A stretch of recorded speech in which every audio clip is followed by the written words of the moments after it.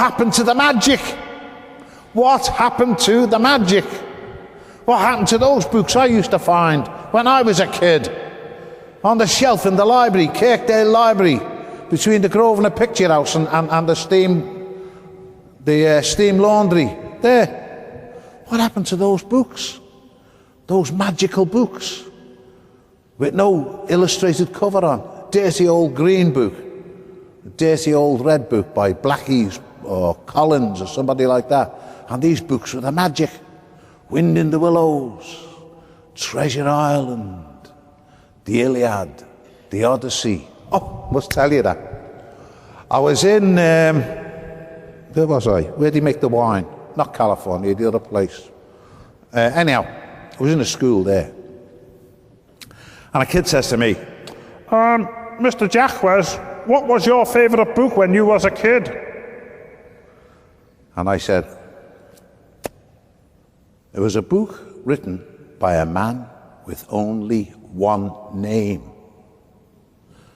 I'm going to give you the name of the author. You tell me what was the name of the book he wrote. He was the man with one name, and he wrote a book. You've got to tell me the name.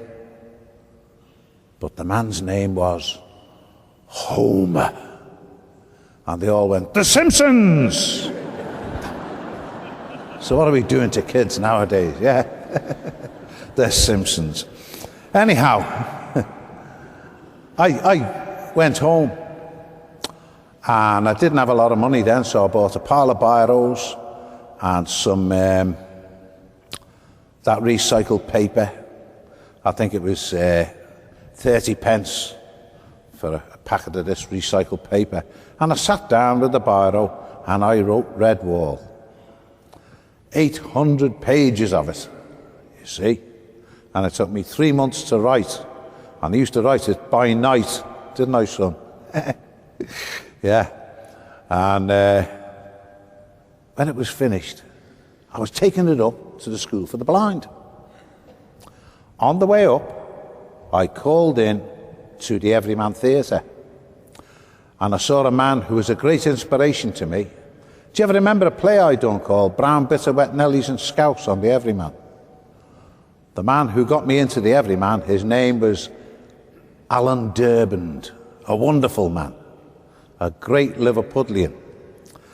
And he used to look at me like this, and he was surprised, you see, that I could write with my formal lack of education and everything. He used to say, you know, Brian, he used to do this quite a lot. You're too much of a bloody rough diamond for me. He'd say, you know, stand-up comic, this, that, the other, you know. He said, I'll find out what you do. So I was writing plays for the Everyman, small plays. Anyhow, on this day, I had finished writing Redwall, and I'd learned to type.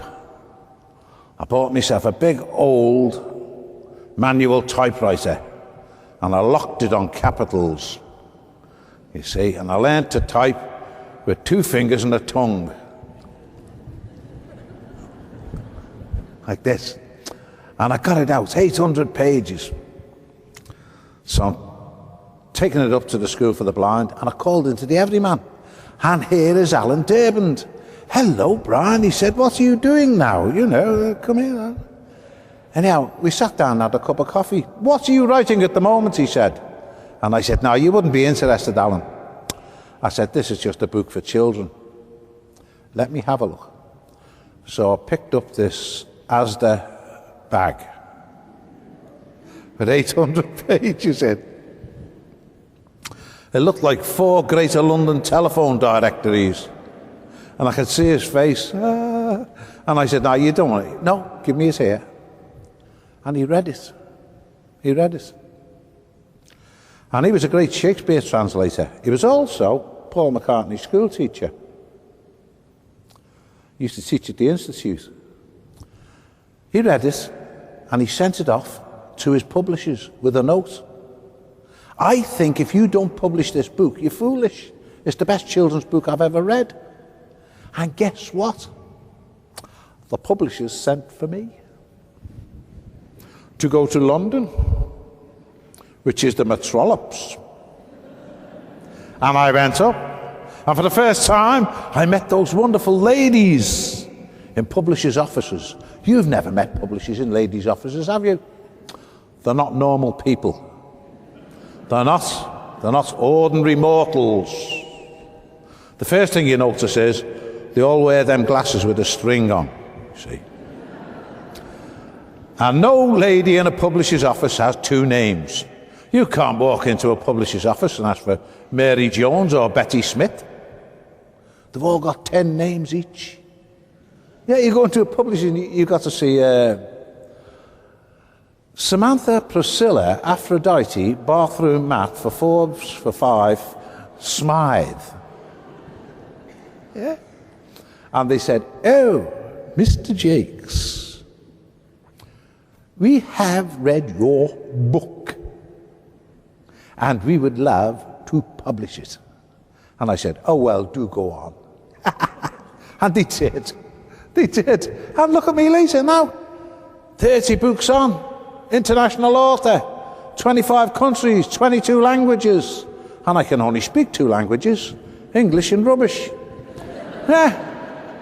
And here I am today. A pale, slim, handsome, young. What are you laughing at? Liverpool author. Now, you remember me telling you that you paint pictures with words.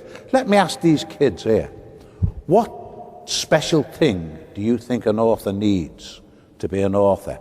To paint pictures with words. He needs an... Shout out. Handwriting, no. Doesn't need handwriting, yeah.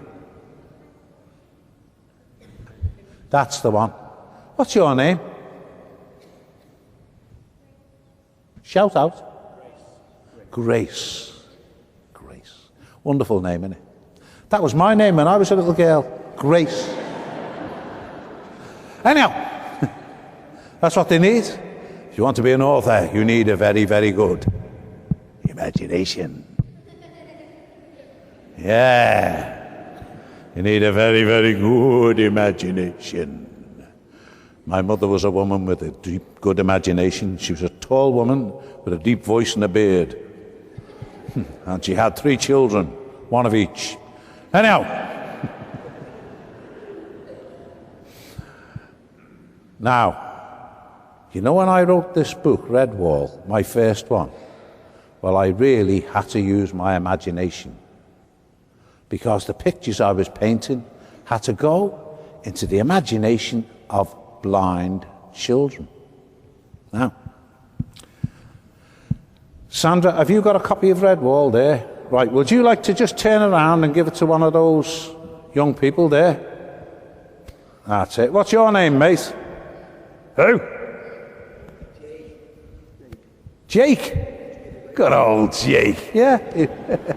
Right, old Jake. Now, do you want to see me do a trick? Do you want to see me do a trick? Okay. All right. I'll do a trick for you. James, Jake, turn to chapter 2. You'll find it there, just after chapter 1. St. Paul to the Corinthians, verses 48 to 56, dear brethren.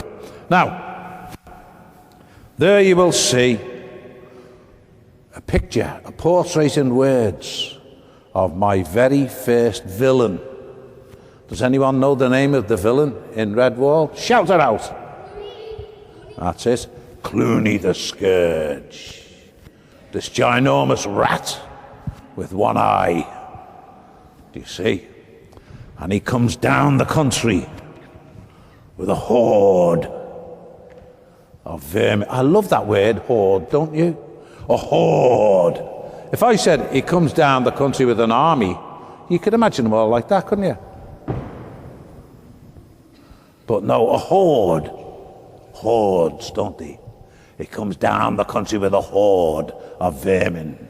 Ferrets, rats, weasels, stoats. Mainly rats. Small rats. Tall rats. Fat rats, thin rats.